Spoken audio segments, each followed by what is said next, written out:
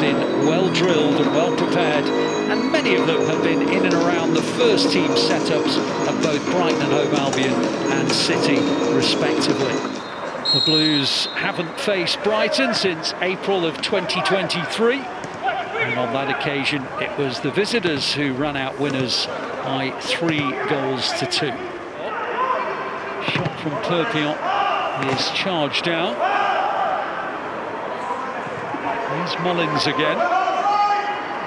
It's good play from Brighton and just wide from Perpignan.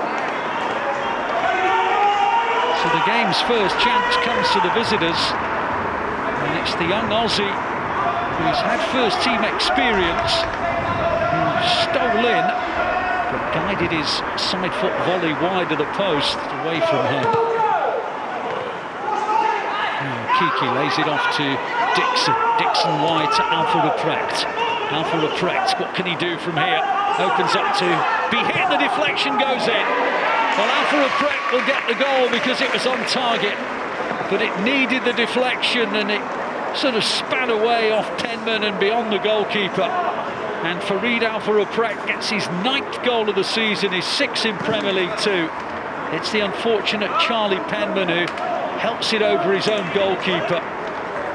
To be fair to the defender, he has to try and get something in the way, but it loops over the top of Hugo Fisher behind him.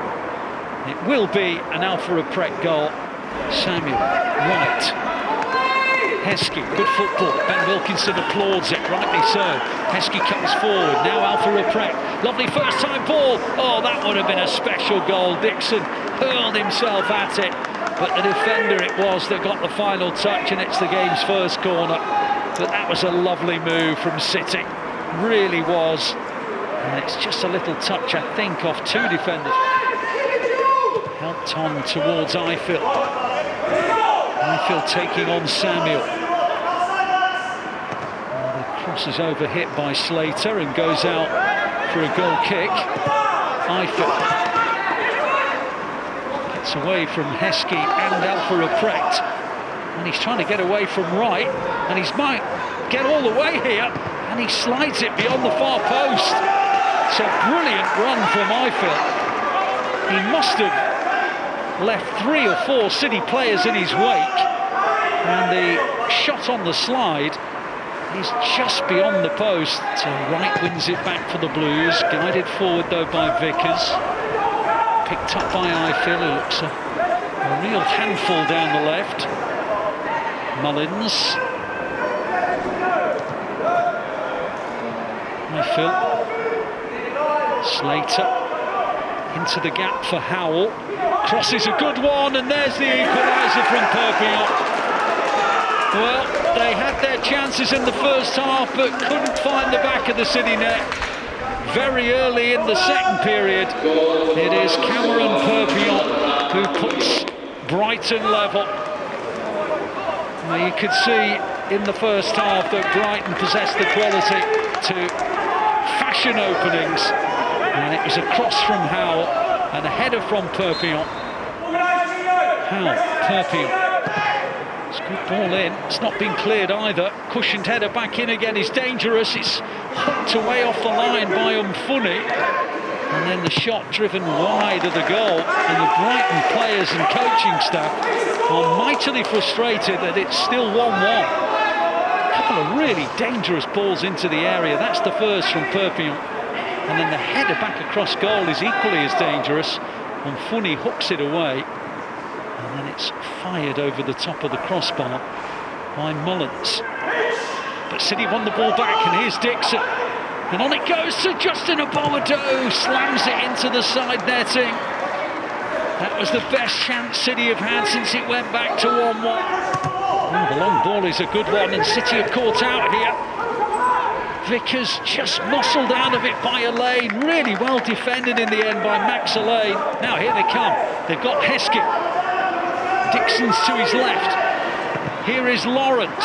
Lawrence, oh, it was on target, but just blocked. McAdoo's onto it. McAdoo working an angle. Works a 1-2 with Aboado. Still McAdoo, it's blocked again. This is an end-to-end contest, and there's a Brighton player who's gone down in the area, and the referee stops the play. Another uncontested drop ball. The ball played forward. Perpignan. He's in now, Perpignan.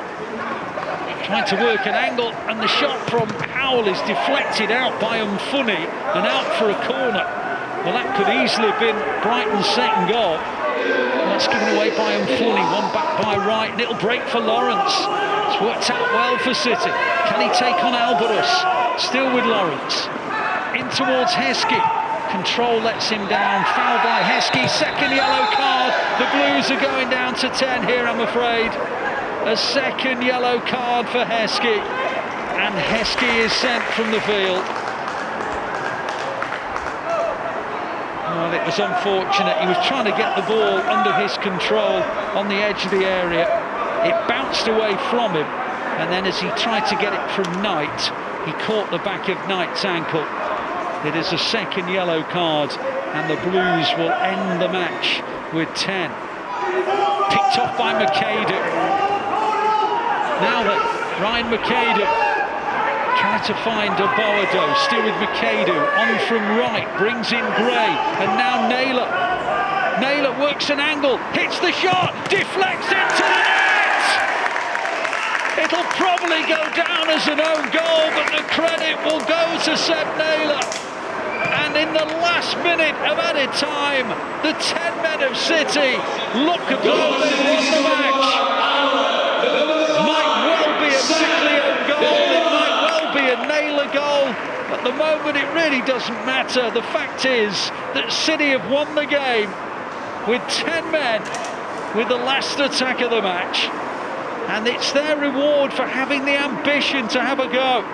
Seb Naylor hold on to their lead. Wright can't get there, Knight does, and Wright's going to get booked, and I think he was booked earlier, and it's a second red card. Can you believe it? Jacob Wright gets a second yellow, and City are down to 9. Well, you can see what happens. He loses his footing. It was an unintentional challenge, but the referee's gone to his pocket, and the Blues will be without Heskey and Wright on Friday evening. Brighton free kick lofted into the area, headed out for a goal kick.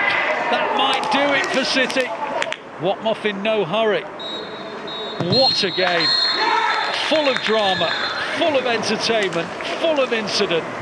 And City win for the 10th match in a row. It's the final score on a dramatic evening. City 2, Brighton 1.